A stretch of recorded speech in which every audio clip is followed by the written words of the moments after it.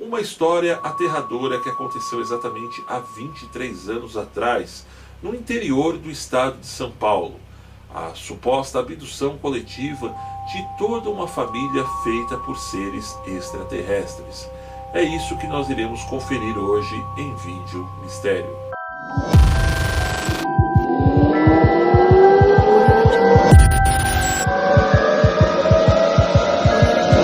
Meus amigos, nossa história de hoje vai viajar para o dia 23 de março do ano de 1993, na região rural da cidade de Serra Negra, interior de São Paulo, onde toda uma família atesta ter passado por uma experiência, no mínimo, estranha e mas muito curiosa. E quem nos conta essa história é a filha de um antigo casal de sitiantes que em ocasião tinha exatamente 12 anos. Sendo assim, chamaremos o pai da família de Sr. João, que na época tinha os seus 48 anos e hoje já é falecido.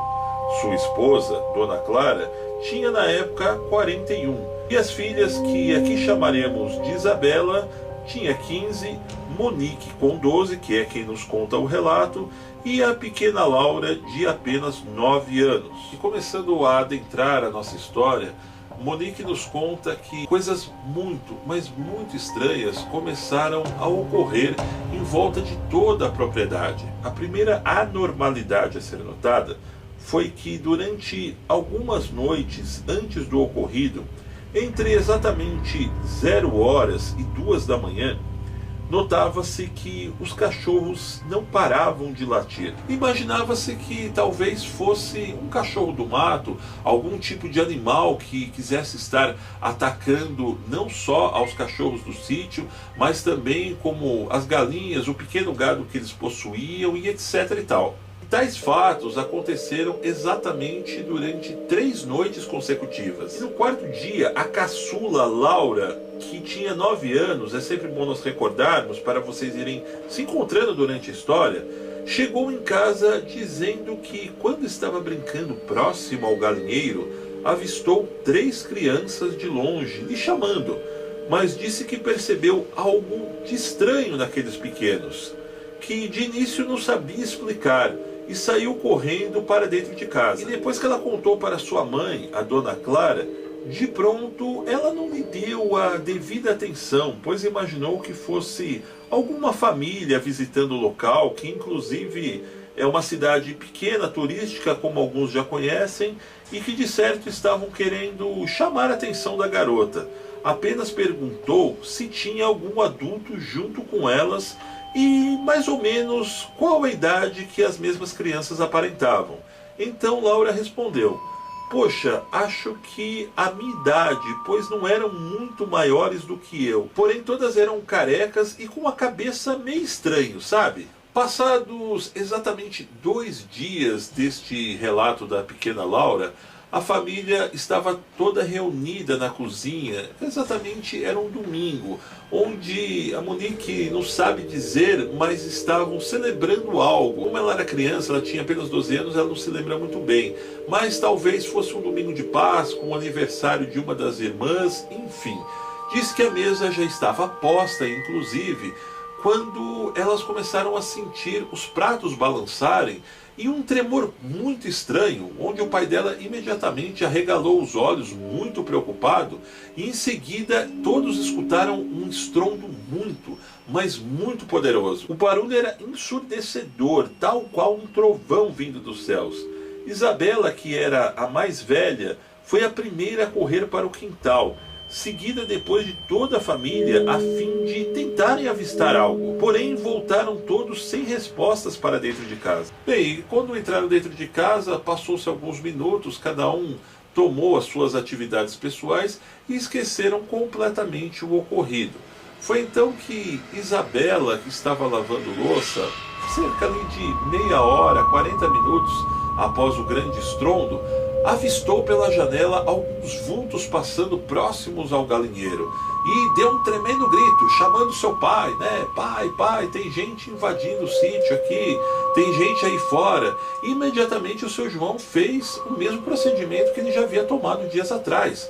Ele pegou o seu rifle, foi até o quintal e começou aos berros perguntar quem estava invadindo a propriedade dele. E dentro disso, a única maneira que eles encontraram de se defender nesse momento, né, de procurar quem realmente estava invadindo aquela região, foi que o seu João e a própria filha Isabela, que ela era bem forte, inclusive, como nos conta a Monique, saíram ali, né, à caça praticamente, né, procurando os tais dos invasores que estavam invadindo o sítio. Porém, quando os dois estavam ali à caça deste tal mistério, Monique conta que eles lembraram apenas que, nesse exato momento, ambos sentiram algo tocar-lhes o joelho, seguido da visão de um clarão muito forte e uma sensação de um calor subir pela garganta. Já a mãe, que estava trancada em um dos quartos com as filhas menores, conta que a sua última lembrança foi de avistar algumas sombras por debaixo da porta e depois relata ter visto o mesmo clarão.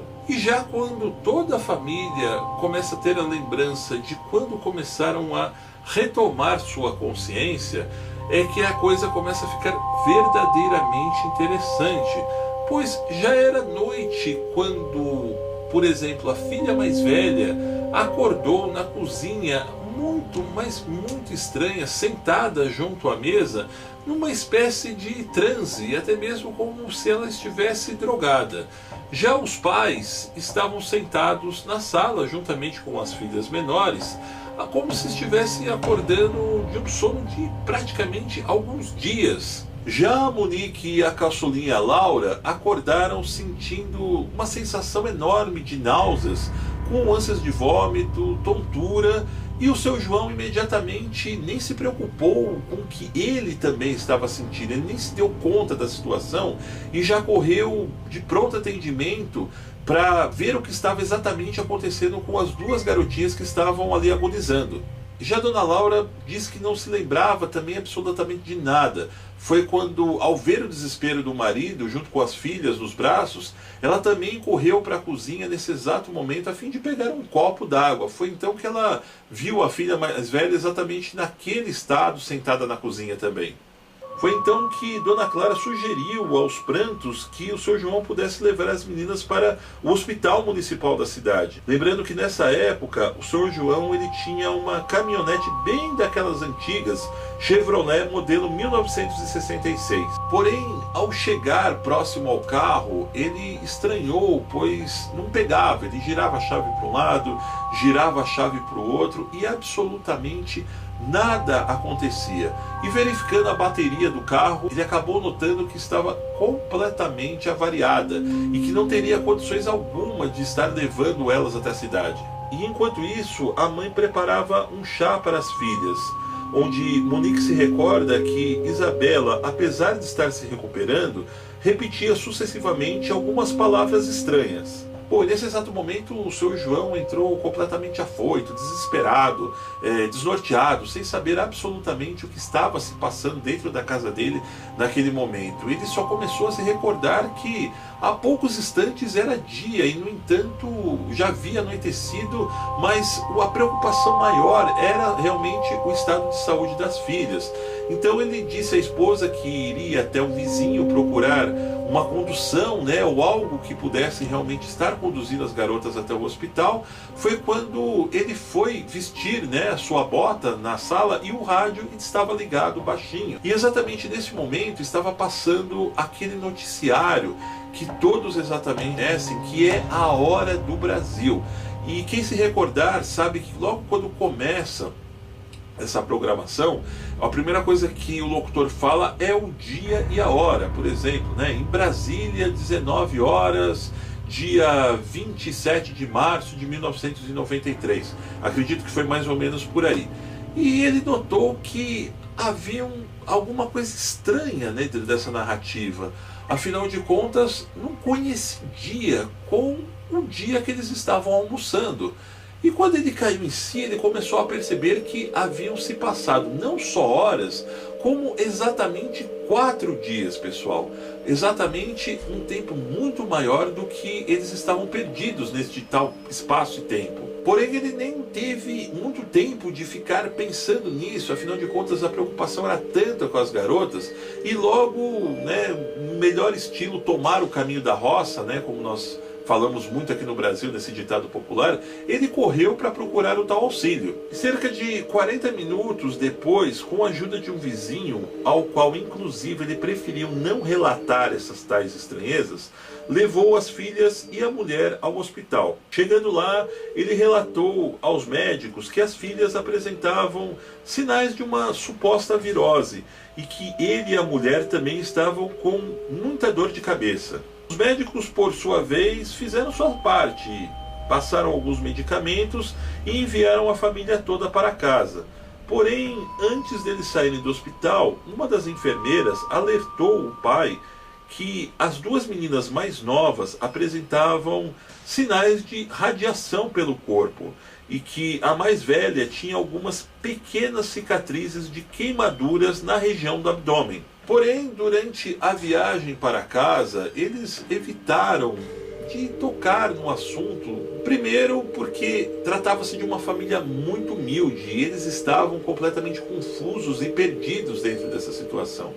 E outra coisa também, que as meninas, principalmente as mais novinhas, tinham sido medicadas e estavam com sono. Todo mundo sabe que quando a gente toma qualquer injeçãozinha de analgésico ou qualquer remédio no hospital, dá aquele soninho depois, ainda mais viajando, eles acabaram simplesmente não tocando na situação, entendendo que o fato tornou-se inclusive constrangedor dentro da família e eles também não encontravam respostas. Entrou exatamente dentro de um ostracismo durante exatamente 2 anos, até que um dia Monique estava assistindo um programa de televisão e viu algo que lhe chamou muito a atenção aos fatos que ocorreram dentro da propriedade. Quando ela notou alguma semelhança do que realmente tinha acontecido com eles, imediatamente ela chamou seu pai na sala para acompanhar juntamente com ela a reportagem. Foi então que no mesmo dia o Sr. João decidiu procurar a polícia,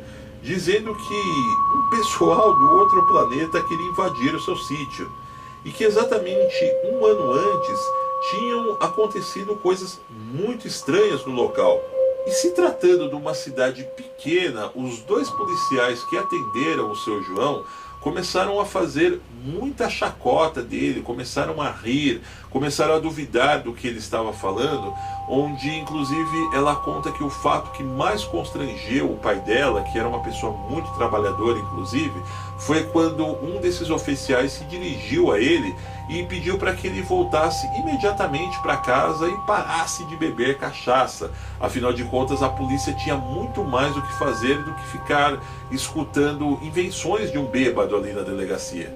E nesse momento, o pai dela, que estava muito perturbado e extremamente confuso, se calou e voltou para casa sem ter absolutamente nada a dizer para mais ninguém. Porém, desconfia-se que um desses policiais espalhou o caso pela cidade, o que fez a história ir parar inclusive no ouvido de um ufólogo que visitou o local cerca de 3, 4 meses depois, pesquisando inclusive alguns relatos de avistamento. E nessa mesma época, o mesmo decidiu visitar a família, inclusive insistindo para que o recebessem, como nos contou o Monique.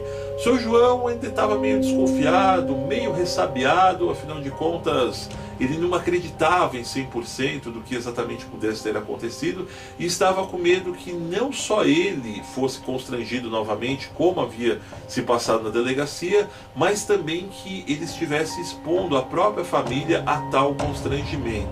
Porém, o ufólogo apenas fez algumas anotações, não proferiu nenhum tipo de diagnóstico ali com a família nessa ocasião e voltou cerca de 2 dias depois, propondo para que a família participasse de uma sessão de hipnose. Mas imediatamente o seu João, que nem sabia exatamente do que se tratava esse procedimento, já tomou conclusões precipitadas e disse que nem ele, nem a esposa, e muito menos as meninas, iriam se prestar a isso. Afinal de contas, eles Eles eram muito religiosos e tal prática podia ser uma afronta contra os ensinamentos de Deus. E com o passar do tempo, Monique se recorda que eles evitavam tocar no assunto dentro do ambiente familiar e, como eu disse lá no meio da história, muito menos com outras pessoas. Passaram-se exatamente 8 anos após onde o seu João veio a falecer de um problema cardíaco que ele já apresentava até um certo tempo antes de tudo isso acontecer. E ela se lembra que exatamente nessa ocasião eles mudaram da zona rural para a cidade de Mojimirim, que é mais ou menos próximo ali à região de Serra Negra. Foi quando ela disse que o mesmo ufólogo que já havia visitado eles, juntamente com outro homem, descobriu o endereço delas e novamente foi até lá e insistiu para que elas pudessem participar na época de uma pesquisa que eles estavam realizando, não só de avistamentos, mas também sobre pessoas que eventualmente pudessem estar sendo abduzidas aqui na região do estado de São Paulo. Monique conta que ela e a sua irmã Isabela o receberam em sua casa e conversaram cerca de aproximadamente 3 ou 4 horas, onde as garotas se mostraram inclusive muito solícitas com o ufólogo em contribuir com a sua pesquisa, mas que já a questão da hipnose, não só ela como todo o resto da família gostaria sim de se manter distante deste fato. Posteriormente a isso, ela disse que um dia ela foi até a cidade de São Paulo, onde participou de um congresso em uma escola, onde apenas ela conversou com outros 3 ufólogos dentro de uma sala fechada. E posteriormente a isso, preferiram se manter reservadamente, não tocando mais no assunto com ninguém, apenas enviando esse relato aqui para o Vídeo Mistério e também para outros programas de televisão, ao qual hoje ela diz que tem uma consciência maior do que supostamente possa ter acontecido a ela e a toda a sua família. Pessoal, eu vou ficando por aqui com mais esse Vídeo Mistério, pedindo para que vocês possam se inscrever no canal, deixar os seus comentários e também não esquecer de deixar o seu joinha, combinado? Um grande abraço e até breve.